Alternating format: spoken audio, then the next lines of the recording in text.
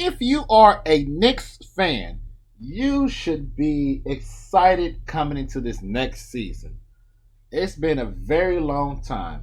Outside of the 90s, which was Patrick Ewing in the 90s, that was two finals appearances in the 90s along with that man. You get to the 2000s, and the 2000s just didn't treat y'all correctly at all. It was just, it was just whatever.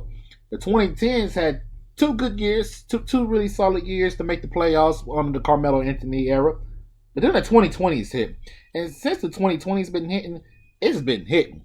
Y'all been making the playoffs. Y'all had Julius Randle, who a top 10 power forward in today's era, right?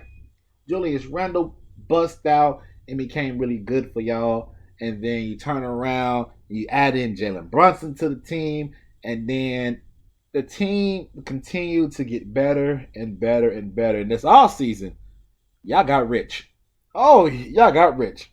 Y'all went out and was able to trade for Mikal Bridges to unite this amazing team. Not only on top of that, Jalen Brunson took a pay cut. A pay cut. He took a pay cut to come back to stay longer for the team. He was able to keep OG Anunoby. He was able to pretty much submit your team for the future. Not only is that, but Jalen Brunson has been named the captain for the New York Knicks.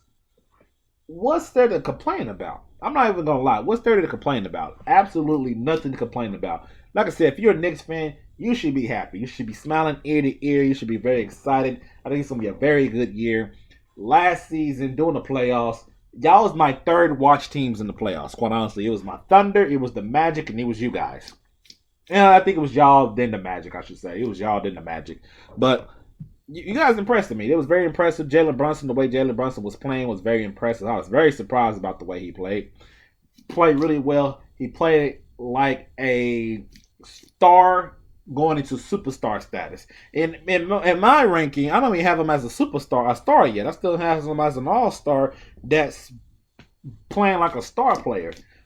And then in the playoffs, he played like a star player going to a superstar player. So I'm like, what's going on here? So I'm super surprised about all of it. Super surprised, but I definitely enjoyed watching you guys play. I definitely love to see the ball movement.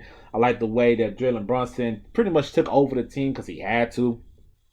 And moving forward, now coming to this next year, we got questions, of course. Still got questions whether or not Julius Randle is going to accept a second guy role, like a second role to the team. We still got to see that going. We got to see how, hopefully Mitchell Robinson stay injury free. Same thing with Julius Randle. See if Jalen Brunson takes that star level leap that I'm thinking he's about to sit here and take from an all-star to a true star level player. We're going to see Mikal Bridges on this team. This team is pretty much from the defensive side point. I mean, Jalen Brunson, I'll say he's about average, a little bit above average defensively. We go Mikal, or is it OG? I don't know. Both of them in the starting lineup, Mikal and OG, really good defensive players. Julius Randle, he can hold his own for his position. And then Mitch Robinson is a really good defensive player. You mix that with Josh Hart coming off the bench. You mix that with I just had his name. Dante DiVincenzo coming off the bench. You mix that with Miles Bryant coming off the bench. You mix that with Precious. I think he's still on the team. And Jacob Sims, who hopefully still gets more minutes, keep going. The team is locked and loaded. It's a team that is pretty much 10 deep. You can run 10 deep for this team. You have two guys that can average over 25 apiece, both in Brunson and Randle. You got Brunson that can also dish out the playmaking. Randle can also give you about a good 5. You have Mikal Bridges that can give you between 18 to 22 or 23 points per game. Now he's not the main focus on the offense. He can be the second, even third option on the offense. You see OG takes another. We can see OG and what he can actually do. It's just a lot of positive going on. It's a lot of positive for this team because if a player goes down, you got another player that can step up and keep playing it. I like this team. I ain't gonna lie, I like this team. Opening night, you guys are going against the Boston Celtics in opening night, so we get to see a preview in the very early in the season what they will be able to do against the Boston Celtics, the NBA champion Boston Celtics. Because Boston, And like I said in my thing, they pretty much, now that they won a championship, they can relax for a little bit before they have to actually start panicking. They can relax for a little bit. For me, they can relax. But relaxing too long, and the teams like this Knicks team can come up and sneak up behind them and take over that East. Now I know the East also still got other teams that have to worry about, like potentially the 76ers, who y'all beating 7 games, wonderful series, in my personal opinion. Or was it 6 games? Six or 7 games, I can't remember. The Bucks are still a threat. Of course, the Celtics are still a threat. I think outside of those 3 teams, the Bucks, the 76ers, and the Celtics, I think you guys pretty much wash every other team, in my personal opinion. The Heat, you know what I'm saying? The Heat is The Pacers, I think the only reason why the Pacers was able to beat y'all because of injuries. If you guys wasn't so injured, I think you guys beat them with no problems.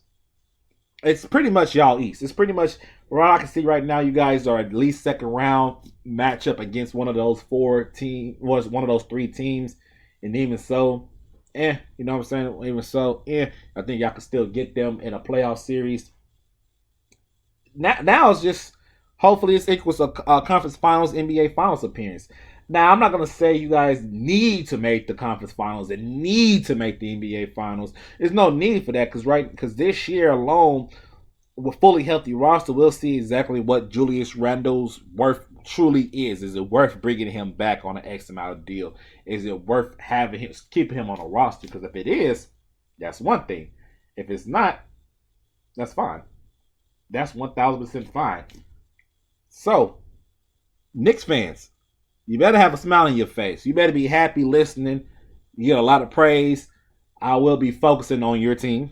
I will be focused on your team a lot this year because that's what I do best. I focus on teams. I see developments. I want to see some stuff. I'll be paying attention.